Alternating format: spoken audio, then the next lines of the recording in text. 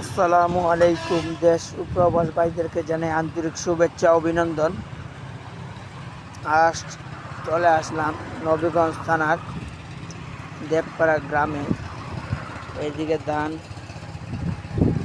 পেকে যাচ্ছে অনেকগুলি, এ সাইডের ধান অনেকগুলি পেকে গেছে।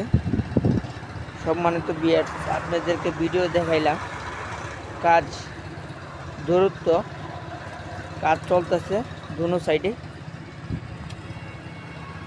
আমাদের শীঘ্রই পাবো 4 লাইনের রাস্তা।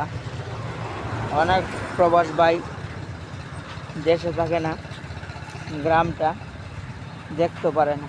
আমার ভিডিও করার উদ্দেশ্যই কিছু কিছু প্রবাস ভাই যদি ভিডিওটা ভালো লাগে থাকে শেয়ার করে অন্যজনকে দেখার সুযোগ দেন।